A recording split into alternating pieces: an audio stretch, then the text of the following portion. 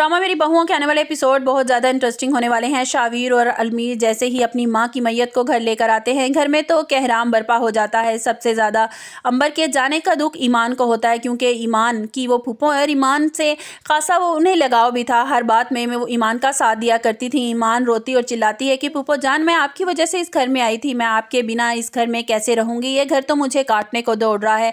महक और फबीहा कभी रो रो कर बुरा हाल होता है, सारा घर गम में डूब जाता है। लेकिन महानूर और महानूर की माँ के दिमाग में तो कुछ और ही चल रहा है। महानूर की माँ महानूर से कहती है, महानूर यही अच्छा मौका है, हम यहाँ से सब कुछ लूट कर निकल जाती हैं, इससे अच्छा मौका हमें दोबारा नहीं मिल सकता। महानूर अपनी माँ से कहती है, माँ थोड़ी तो शर्म कर ले, अभी मैयत घर में पड़ी है और तुझे सब कुछ लूटने की पड़ गई है, मैं तेरा साथ हरगिज़ नहीं दूंगी। महानूर की माँ महानूर को गुस्से से कहती है, देख अगर तू मेरे साथ नहीं जाएगी ना तो मैं अकेली यहाँ से चली जाऊँगी, फिर देखती रहना। महानूर ने तो पहले ही, महानूर मैंने तुझे पहले ही समझाया था, तू इस कंगले से मोहब्बत नहीं करनी, तू इससे मोहब्बत तो नहीं कर बैठी। देख जैसे ही सब मर्द घर से बाहर जाएंगे ना अंबर को दफनाने के लिए, हम दोनों यहाँ से फरार हो जाएंगी सब कुछ लेकर। महानूर के दिल में शावीर की मोहब्बत पैदा हो चुकी है। वो अपनी माँ से कहती है कि माँ मैं शावीर को इस तरह छोड़कर नहीं जा सकती, वो पहले ही बहुत परेशान है अपनी माँ के जाने पर, ऊपर से मेरा सदमा वो बर्दाश्त नहीं कर पाएगा, मैं दो सदमे उसको एक साथ नहीं दे सकती। महानूर की माँ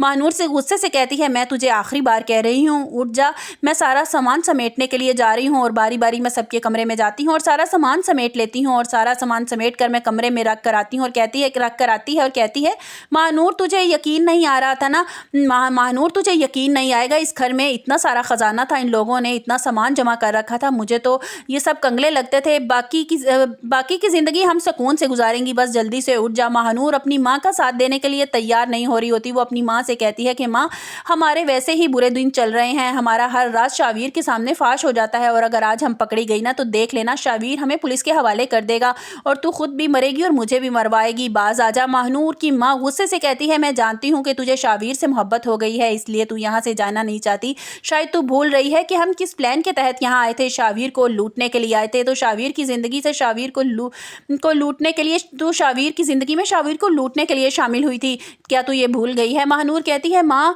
मुझे सब कुछ याद है, लेकिन मौके की नज़ाकत को तो समझा कर, तेरे अंदर दिल नहीं है, तू इंसान नहीं है, तू क्या खुदा को मुँह दिखाएगी, थोड़ा तो रहम कर ले, आज ही उसकी माँ मरी है और आज हम ये सब कुछ लूट कर फरार हो जाएं, इसके ऊपर क्या गुजरेगी? महानूर की माँ गुस्से से कहती है, मैं कुछ नहीं जानती कि इसके ऊपर क्या गुजरेगी और क्या नहीं, मेरी तरफ से ये भाड़ में जाए, मुझे तो सारे जेवरात और दौलत से मतलब है, अब मैं बाकी ज़िंदगी ऐश की गुजारूंगी। चल यहाँ से निकलते हैं, किसी अच्छी जगह खाना खाते हैं, फिर किसी दूसरे शहर में चलते हैं, किसी को कानो कान खबर नहीं होगी। और यही वो बातें कर रहे होते हैं कि इतनी देर में अलमीर की आवाज़ आती है, शावीर उठ जाओ, जनाजे का टाइम हो गया है, हमें माँ को अलविदा कहना होगा।